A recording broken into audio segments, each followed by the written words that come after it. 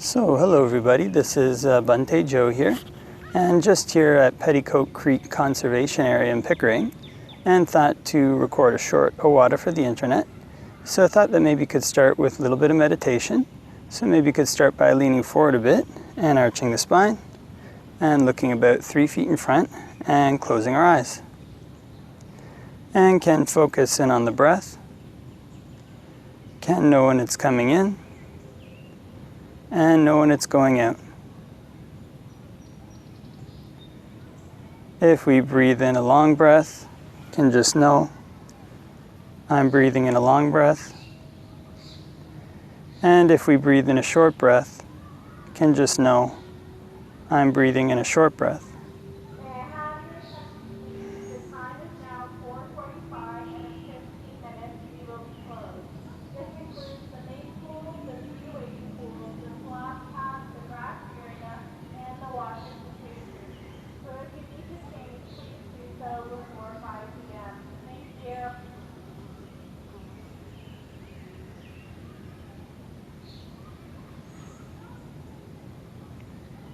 And can focus in on the breath at the tip of the nose.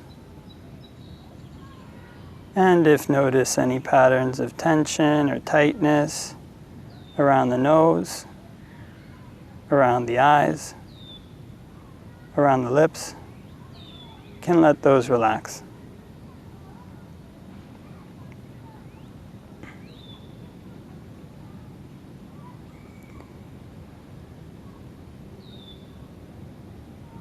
And can relax any patterns of tension around the cheeks, around the forehead.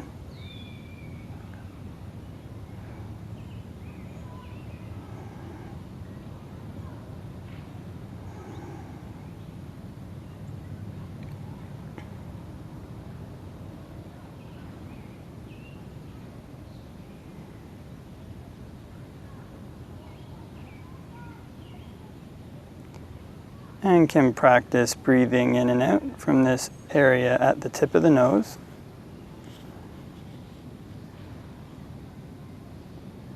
And when breathing in and out from the tip of the nose, can be helpful to change one's perception of the breath. Sometimes can imagine the breath almost as if it's in front and one is watching it. But instead can change perception so that it's almost like one is right in the center of the breath. Almost like standing under a waterfall. So on the in-breath, one can be totally immersed by the breath. On the out-breath, one can be totally immersed by the breath.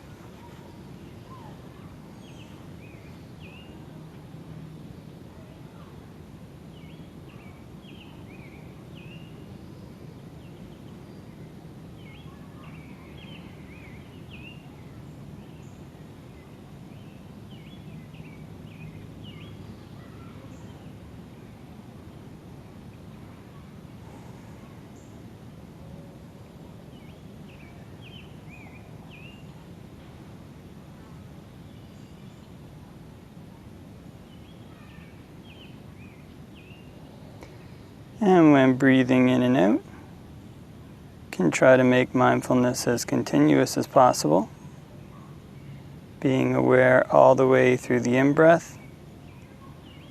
As the in-breath turns to the out-breath, all the way through the out-breath, and as the out-breath turns back to the in-breath again. Trying to make awareness as continuous as possible.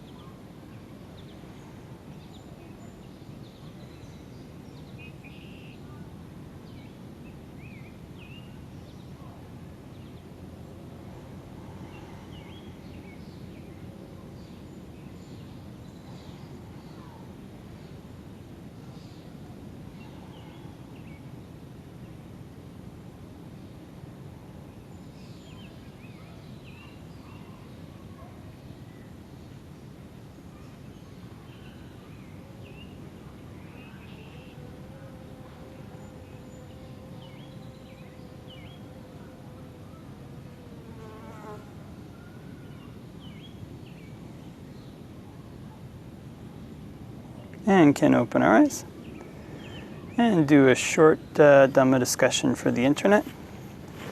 Namo tassa bhagavato arahato samma sambuddhassa. Namo tassa bhagavato arahato samma sambuddhassa. Namo tassa bhagavato arahato samma sambuddhassa. Buddhaṃ saranang gacchāmi, Dhammāṃ saranang gacchāmi, Saṅghāṃ saranang gacchāmi. Tatiyampi Buddhaṃ saranang gacchāmi, Tatiyampi Dhammāṃ saranang gacchāmi, Tatiyampi Saṅghāṃ saranang gacchāmi. Tatiyampi Buddhaṃ saranang gacchāmi, Tatiyampi Dhammāṃ saranang gacchāmi, Tatiyampi Saṅghāṃ saranang gacchāmi. So, hello everybody, and hope that everybody is well, wherever may be in the world. And so just thought to do a short Dhamma discussion today. Got asked a question by somebody came to meditate, I think for the first, maybe it was they'd meditated a bit before, they came with their daughter, and I think it was her first time meditating. And the question that asked was, is it good to meditate every day? And so, yeah, so meditation is a kind of a skill. And so because it's a skill, it's something that develops with practice. And I remember a while back I was reading a book about kind of exceptional performers like Mozart and, Tiger Woods, these kind of people. And what these researchers into exceptional practice, this was a while ago, maybe, this was maybe a good 5, 6, 7 years ago. And what they found out was that all these people had put in huge numbers of hours of what they call deliberate practice. Basically means not just kind of, not just kind of like practicing in the way, hitting a few keys, but having a specific skill that one's trying to work on to develop. And using the best, using the techniques that are available in that field to develop it. And oftentimes for these people as well, they develop that skill under the guidance of a teacher who taught them in their early stages. And then eventually once they reached a certain stage, they developed on their own, which is when they became kind of, I guess perhaps that's when they became like truly masterful, when they started to develop in ways that took their field into a new direction. But in any event, for meditation, the Buddha is the one who took the field of meditation to a new direction. And because it's a skill, it requires us to do kind of something similar to these, it's like every other skill. Basically requires a lot of what they call deliberate practice. In other words, to get better at this skill, we have to practice it a lot and practice it with the intention of moving forward towards something.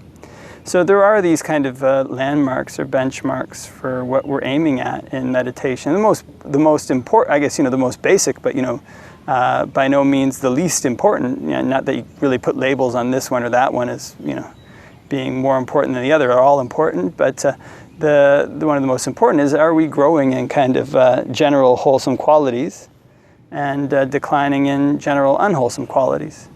And so during the course of our day, there's things that tend to pull us off, okay, whether it's a person who gets angry really easily, person who's always distracted, always thinking about things. And there are meditation topics, meditation techniques that the Buddha's taught to train our mind in a direction to eliminate the unwholesome and cultivate the wholesome. And doing this, there's also kind of other benchmarks. We're also trying to develop what they call the jhanas, kind of to develop this mind ability to rein our mind in so that it doesn't run out to thoughts all the time and just stays with the object of meditation that we set it on, kind of like a very well-trained horse. It will go with whatever task is set for it. And we're trying to develop insight into phenomena. We're trying to develop perceptions that counter our usual perceptions about what's going to make us happy in the world and what's worthwhile to grab onto, to cling to. Because oftentimes these kind of things that one grabs onto, one clings to, one puts in front as being really important, those are the things that turn around and cause a person to suffer. One puts one's job as being like the most important thing in life, and then, one loses the job or, gets a demotion or whatever, might get a promotion, which is great, but eventually, one has to retire. And whenever it is that this thing we put all our weight on changes, that's when we start to suffer. So we want to cultivate perceptions to counter that and generate insights into the way that these things work that give rise to a sense of dispassion, give rise to a sense of separation from the things that we usually try to cling to. And so there's all these different areas in our meditation practice that we're trying to move forward to. And the main way we move forward in them is through this deliberate practice, through practicing over and over again, over and over again. But not just doing the same thing over and over again for no reason. We do the same thing with an intent to move forward. So this also means we have to have this ability to gauge where we are, where we've been, and where we're hoping to go. So in other words, how are my qualities now compared to where they've been? Am I increasing or decreasing? And where do I hope to go with them? Where am I hoping to move towards with them?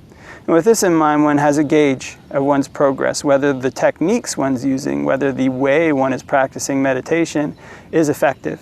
And this is an important element of deliberate practice. I think it's kind of having a sense of whether one's moving forward or backwards in one's practice, whether one's gaining or losing ground. And so, of course, when we practice, we want to be gaining ground. It doesn't mean we have to become some, not to say that as in we're, trying to be, some like super duper, I don't know, right off the bat, like Olympic sports star running, But we're trying to put in these hours basically to gain in ways in making our mind happy, making our mind peaceful. And we're the ones who know that. It's not for other people to look at and judge. I'm a better, who's meditator number 1, who's 2, who's 3. It's for us to judge. Are we, ourself? Am I, myself, moving forward? Am I, myself, moving backwards from where I was? Am I, myself, gaining? And so for all of this, it requires us to practice a lot, to practice meditation often, to practice it frequently, to practice it every day. And so, when one is kind of a monk, the monk, some of the masters in the forest, they recommend practicing meditation huge amounts of time. It's basically a full-time job. And it's kind of you are to go there and basically practice meditation 10 hours a day. Kind of your lifestyle should be, 8, 9, 10 hours a day of sitting and walking meditation, trying to train your mind. And this is to put the hours in to develop this skill. Because of all the skills in the world, the most beneficial and also the most difficult is the one of training the mind. Because all the other skills in the world, basically they rely on the mind. Everything that we do in the world has the mind, has our experience of it through the mind. And so in learning to train our mind, it's one of the most tricky things that we can do, but also one of the most beneficial. And so what that means, it takes time.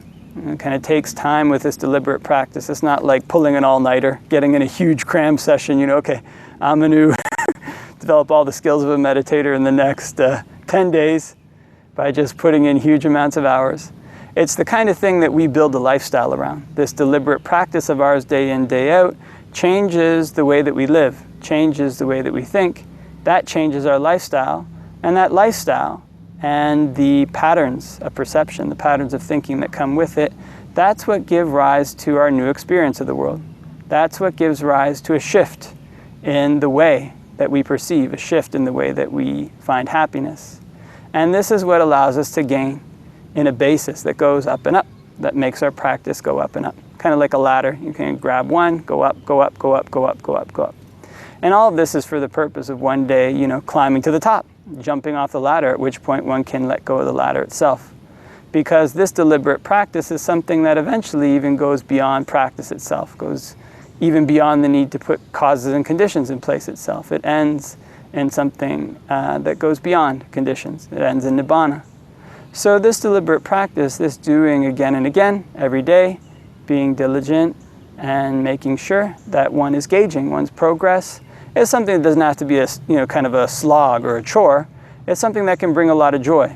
Kind of the same way a person gets absorbed in, say, like doing carpentry work, painting, doing art, whatever skill one is developing, one kind of eventually gets it down, keeps trying to practice, keeps developing it. It's something that can take on a life of its own. It's something that we can find joy in developing. That's why the Buddha recommends that a person have this delight in developing, delight in abandoning, delight in developing in wholesome qualities, delight in abandoning. In other words, the meditation practice, it doesn't seem like eventually doesn't have to seem like this rough slog, like, okay, hour 1, hour 2, hour 3. It's something that a person can develop with joy, can develop with interest when they start to have this delight in the way that their mind is progressing, delight in the way their meditation is progressing. But all of this comes from putting in the time, doing it every day, putting in the hours, putting in the effort of deliberate practice. Because this is how skills are developed. This is how one trains in any skill.